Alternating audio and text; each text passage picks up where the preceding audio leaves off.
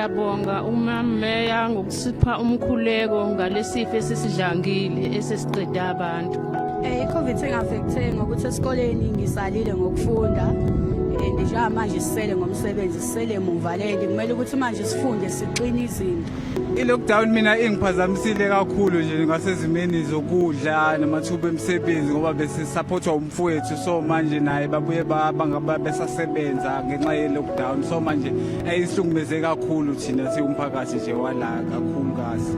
I-Covid isilimaze kakhulu emphakathini ngenxa yamathuba omsebenzi kunabantu abalahlekelwe umsebenzi kunabantu abaluze izinto eziningi kakhulu ama-future wabo abanye bafuna ukuya esikoleni abantwana abalimalile esikoleni abazusimele kwenzakaleni i-COVID-19 ave isilimazile kakhulu. COVID phazamise kakhulu izinto eziningi kushonele abomakhelwane bethu siphazamise esikolweni kumanje asazi ukuthi simama kuphi sizoqhubeka noma siqala phansi ngonyaka ozayo.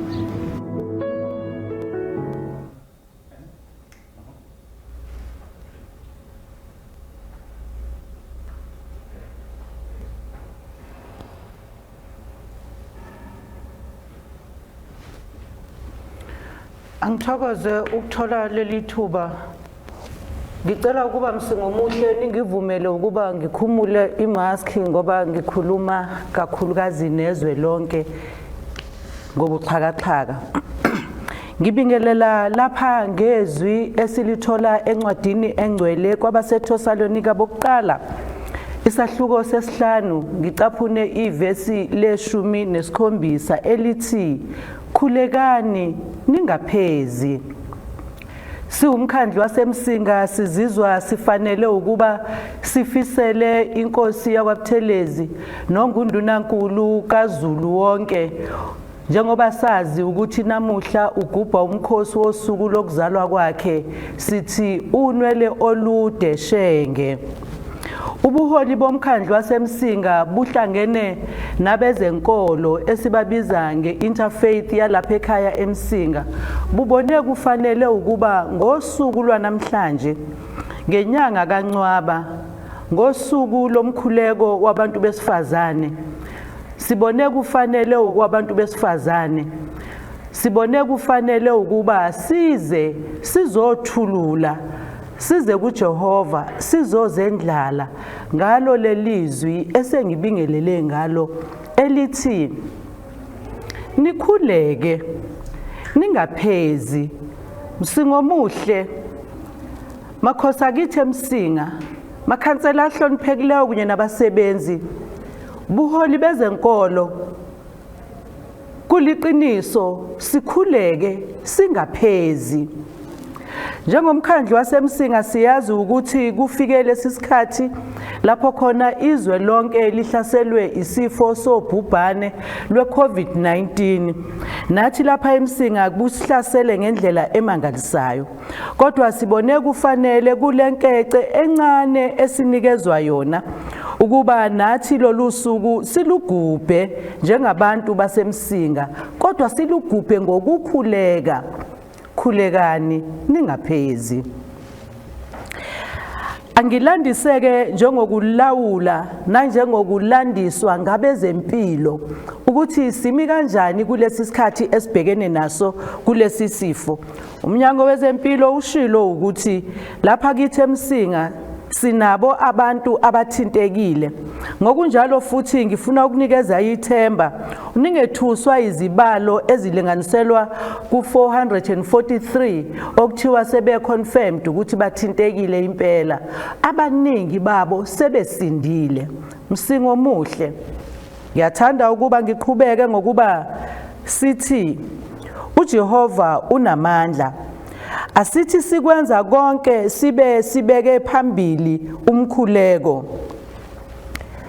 Ngaphambi kokuba ngingene ngithi shi odabeni ngiyathanda ukuthi ngisho ukuthi ningethuki uma nibona abathandiweyo benu besishiyile emhlabeni bese bengasadluli nasemakhaya kungenxa yokuba silawulelwa abezempilo ukuthi lapha ya emakhazeni silala sonke nothintekile nongathintekile bese sizama ukuthi sigweme ukuba sihaqeke sonke. Mphakathi waseMsinga ngiyafisa ukukuveza ukuthi le nyanga kaNcwaba inyanga uhulumeni waseNingizimu Afrika ayibekela ukuhlonipha abantu besifazane. Yingakho ke nathi siwumkhandlu waseMsinga sinqume ukuba namhlanje lenkonzo ibe khona, lenkonzo futhi kube yiyona ezokhombisa ukuthi siwumsinga, singabesifazane baseMsinga, siphokophele kakhulu ethembeni elinguJehova ukuba sikhuleke. Ngiyaphinda ngithi masikhuleke, ngithi umkhuleko iwona ozosisiza ukuba siphume kulesi simo esibhekene naso. Kukho konke ngaphandle komkhuleko nangaphandle kokuhlanganyela nezinceku esihlanganele nazo namhlanje esihamba nazo, zikhona lapha ukuzoletha induduzo nokuzoletha ithemba nokuzosiqinisa ukuthi alikho elinye ithemba elibekelwe ebantwini ngaphandle kwekukhuleka nangaphandle kwendodana yomuntu enguJesu Kristu. Sesonile sinjalo singabantu bakhe. Siwumkhandlu waseMsinga sikwenze konke ukuba abezenkolo babe yingxenye enkulu, ngoba sazi ukuthi incwadi engcwele ikubeka ngokusobala ukuthi asibuye ijiwozani, masibuyele kuJehova, sikhuleke singaphezi. Sifuna ukuniqinisa idolo nokunikeza ithemba ukuthi kuso lesi sikhathi bakhona abantu besifazane abamaziyo uJehova. Hawu, kwaze kwaba inhlanhla. Interfaith usuku lwabantu besifazane, inyanga yabantu besifazane. Umfundisi osiholayo ku-Interfaith ungumuntu wesifazane. Abazosikhulekela abantu besifazane ngayo le nyanga. Umlando eMsinga uqophekile ngathi. Siyacela Msinga omuhle, nigeze izandla, nifake izamfonyo, sikujwayele ukuqhelelana ibanga elingangengalo omunye komunye. Ngokwenze njalo siyobe sethembana, ngoba phela omunye nomunye ume kwenza lapha khona usuke ethemba omunye, kodwa sibe sibekele uJehova ukuthi nguyena ozosisiza asinqandele lolu bhubhane esibhekene nalo. Kukho konke basebenzi bomkhandlu waseMsinga, ngaphandle kokukholwa angeke senze lutho, ngaphandle komkhuleko angeke sinqobe. Sizwe sonke saseMsinga, ngaphandle kokukhuleka angeke sinqobe. Sibhekene nempi akuyona eyethu, yingakho siza kuJehova sithi siyazendlala phambi kwakho, wena wedwa ozosinqobela lolu bhubhane olubhekene nomhlaba wonke. eMsinga singabantu abahloniphayo, eMsinga singabantu abalalelayo. Ngiyacela ukuba siqhubeke silalele ukuthi izwe selikhululekile laba ku level 2 akusho ukuthi ubhubhane luphelile. Ubhubhane nomkhuhlane usekhona. Zinceku zenkosi, nina nithandiwe uNkulunkulu kuba nibe khona la.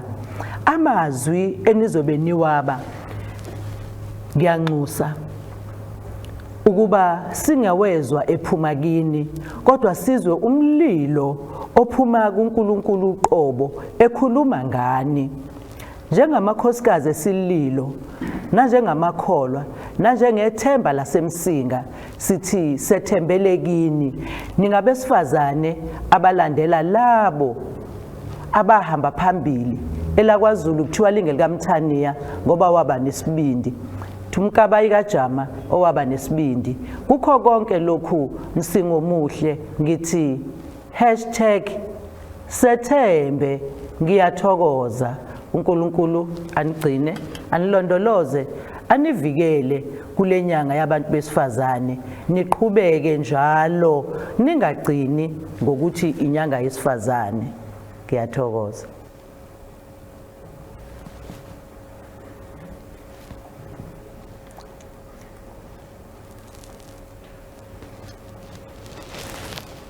Ngiyabingelela mama yakhona wethu. Ngibingelele bonke. Ngibingelele bonke abakhona lapha. Ngibingelele uNcebe inkosi ekhona, uNcikazi inkosi ekhona phakathi kwethu nabo bonke lonke khona egameni lenkosi yethu Jesu. Ngiyathanda ukuthi sisazokhuleka sikhulekele izwi likaNkulunkulu esolithola namhlanje ngosuku lwabesifazane, ngosuku lo mama, ngosuku lo makhala. Ke sithole izwi lenkosi incwadi kuMahebheru isahluko 4 uverse 12. Isihloko sithi izwi likaNkulunkulu liphilile linamandla. Bese sithi kuverse 12 ngokuba izwi likaNkulunkulu liphilile linamandla libukhali kunezinkemba zonke ezisika hlangothi zombili lihlaba kuze kwahlukaniswe umphefumulo nomoya amalungu nomkantsha lahlulela imicabango nezizindlo zenhliziyo. Ilawo mazwi nje engifisa uba sisazokhuleka sikhulekele izwi lenkosi uqinisekisa ukuthi izwi lenkosi linamandla. Liyahlaba lahlulela izindlo nemicabango. Ayikho into ekwazi ukufinyelela enhlizweni yomuntu ikwazi ukuba ishintshe ikhanyise enhlizweni yomuntu ngaphandle kwezwi likaNkulunkulu. Ngisafisa nje ukuthi ke sikhulekele kulawo mazwi sisazothola izwi lenkosi ngencekazi yenkosi. Baba, egameni lika Jesu Kristu waseNazaretha nasekuseni uNkulunkulu wethu ongcwele siza kuwena njengoNkulunkulu othembekileyo, siza kuwe njengoNkulunkulu oyilidwala lethu, siza kuwe njengoNkulunkulu oyilithemba lethu, siza kuwe njengoNkulunkulu ongukuphila kwethu. Ekuseni uNkulunkulu wethu onamandla wonke siphakamisa udumo kuwe Baba wethu ongcwele. Sithi akekho uNkulunkulu onjengawe nongalinganiswa nawe phakathi koNkulunkulu kuzo zonke izimo ezikhona Baba wethu onamandla nakule ndawo yakithi eMsinga. Kodwa akekho omunye Baba wethu ongcwele ongayimpendulo yezwe lonakeleyo ngaphandle kwegama lika Jesu. Baba wethu ongcwele siyakhuleka ekuseni uNkulunkulu wethu onamandla ukuthi vela ke Baba ongcwele sisazothola nezwi lakho Baba onamandla wonke okuyilona uNkulunkulu elahlulela izindlo nemicabango. Baba wethu onamandla wonke izwi lakho liphezulu kwamanzi, izwi lakho liyaduma, izwi lakho liyahlulela izindlo nemicabango, izwi lakho linenkazimulo Baba wethu ongcwele. Izwi lakho lithi wena uNkulunkulu naphezulu kazamcolo wawuhlezi busa ngoba inkosi yamakhosi. Thatha indawo yakho Nkosi namanje ekuseni ngencekazi yakho egameni lika Jesu azodlulisa Baba wethu onamandla amazwi aphuma enhlizweni yakho ekuseni. Udumo lonke sinikeza wena mana nencekazi yakho ngoJesu omgcobule inkosi kuze kwephakade. Amen. Amen.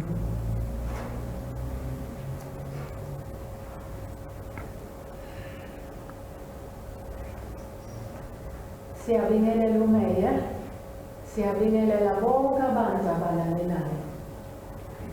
Sifisa namhlanje ukuthi siqinise laba abagulayo, laba sebengeniwe uCovid lo owasihlusa kakhulu kangaka. Sisezwa ngayo ukuthi uyeza ufuna ukusibulala.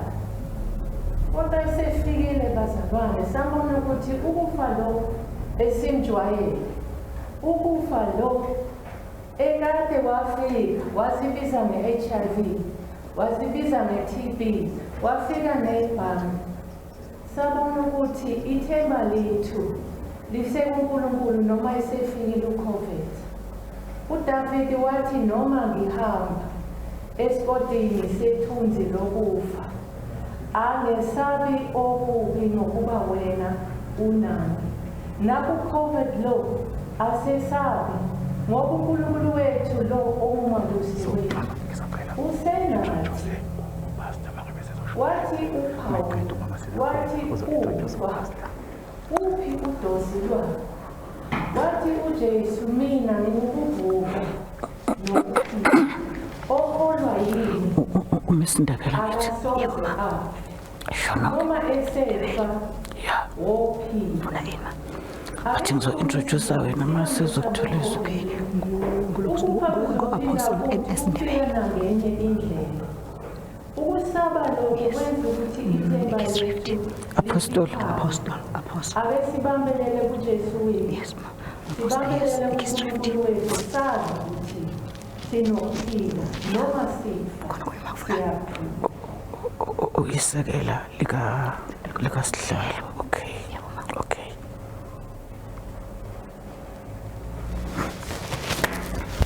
Kulesi sikhathi sengibingelelile esingena kusona njengamanje singena lapho khona sizothola izwi.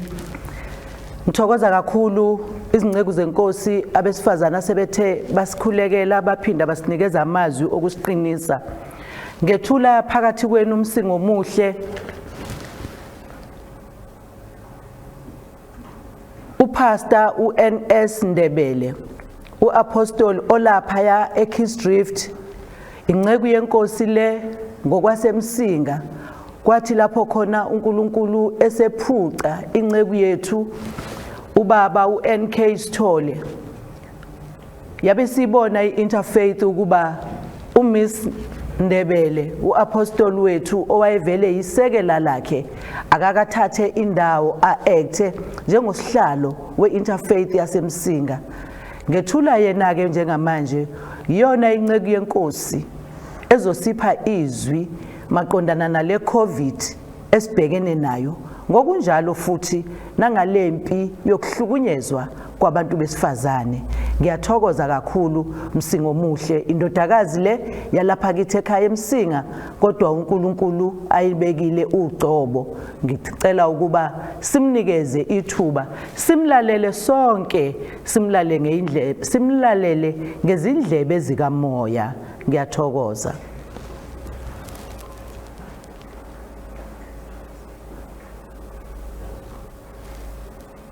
Ngiyabingelela nonke egameni elihle lenkosi yethu Jesu Kristu. Ngokukhethekile ngiyabingelela umhlonishwa wethu uMeya. Ngiyabingelela abazali bonke abakhona. Ngibingelele kubo bonke abalalele emakhaya inkonzo yoMkhuleko egameni elihle likaJesu Kristu. Ngizocela ke bazalwane siye ezwini likaNkulunkulu elitholakala encwadini ngokuloba kukaDaniel isahluko esesihlanu, ivesi elilodwa nje bazalwane kuzoba ivesi lika-23 lapho kufundela khona kanjena.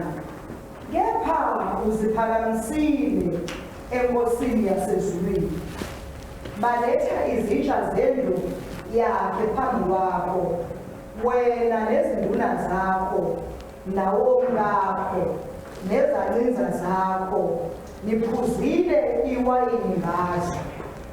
Utusile wena onkulunkulu besiliva nabegolide nabethusi nabensimbi nabomuthi nabetshe, abangaboni abangezwa abangazi, kodwa uNkulunkulu omphefumulo wakho usesandleni sakhe, nokungezakhe zonke izindlela zakho awumdumisanga. Haleluya. Bese sibhanga nezwi lenkosi elilapha yakuDuteronomy uchapter 32 ivesi elilodwa lika-39 lithi, bonani manje ukuthi mina, yebo mina nginguye, akakho uNkulunkulu ngaphandle kwami. Mina ngiyabulala bese ngiphilisa, ngilimazile kepha ngiyawupholisa, akakho ongaphula esandleni sami. Haleluya. Bazalwane, izwi lenkosi leli kafushane uNkulunkulu alilungisele thina sonke egameni likaJesu, ikakhulukazi kulesikhathi bazalwane esidabula kuso. Glory to God. La esifunda khona bazalwane ngokuloba kukaDaniel, sithola bazalwane inkosi embi, igama layo uBelshazari. Kwakuyinkosi le bazalwane eyayibusa zikaNkulunkulu. Igama lenkosi alibongwe. Kodwa okubi esikuthola ngale nkosi okubhaliwe lapha, sithola ukuthi le nkosi emhleni yonke yokuphila kwayo, emhleni yonke yokubusa kwayo, ayimazanga uNkulunkulu wasezulwini, ayimkhonzanga uNkulunkulu wasezulwini, ayimtusanga futhi uNkulunkulu wasezulwini, ayakamdumisa uNkulunkulu wasezulwini. Lithi izwi likaNkulunkulu kunokuba intuse uNkulunkulu, ikhonze uNkulunkulu, idumise uNkulunkulu, yakhetha ukuzenzela oNkulunkulu abenziwe ngezandla zabantu. Alibonge igama lenkosi. Yenza oNkulunkulu begolide, yenza oNkulunkulu besiliva, yenza oNkulunkulu bemithi noma manje. Lithi iBhayibheli labo oNkulunkulu abazi lutho, abezwa lutho, ababoni lutho.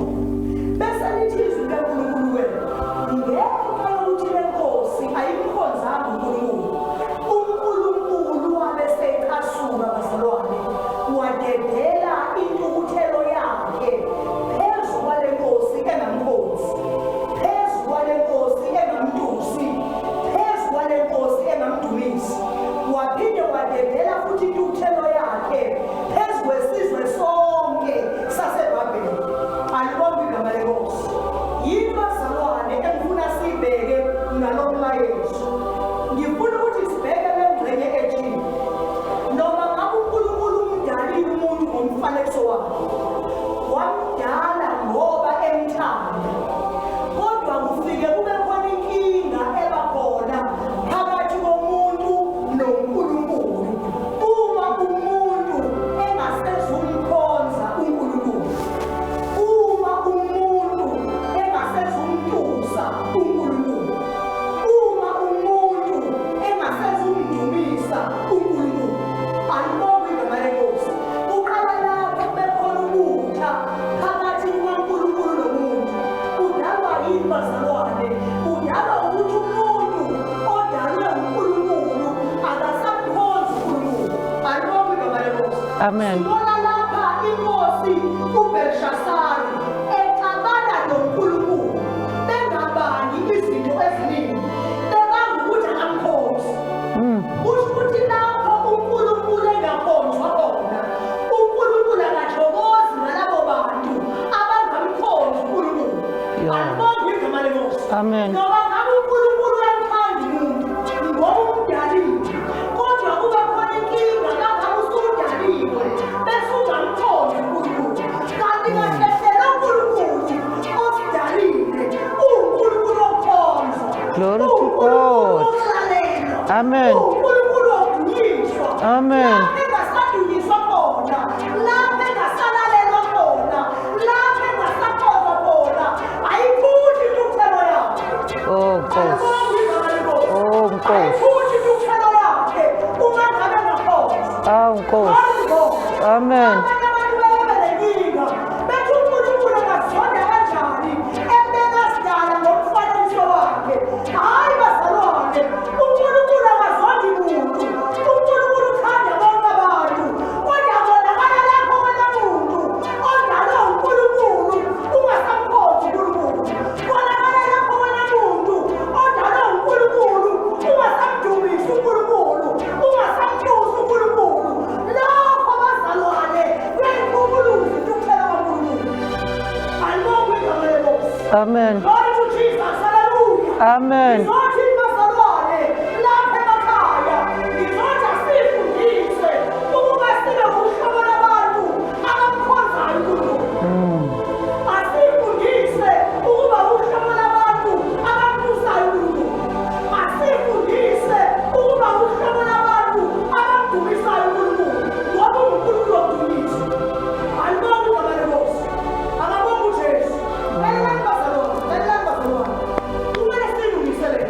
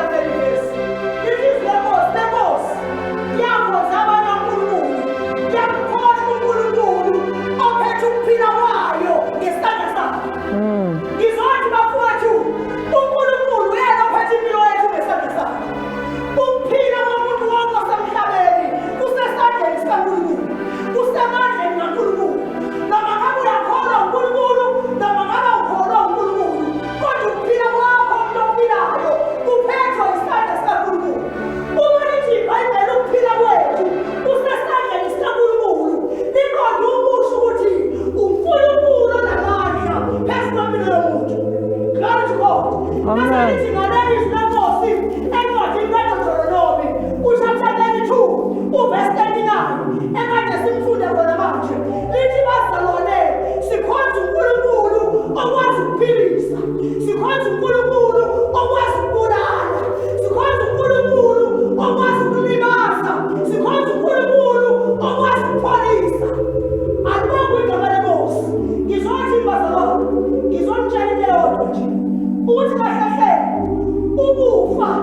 Nokuphila komuntu sesandleni sikaNkulunkulu. uMkhuleko afuna umuntu aphile unamandla okuphilisa. Kanti futhi uMkhuleko uyathanda ukuthi umuntu adlule emhlabeni.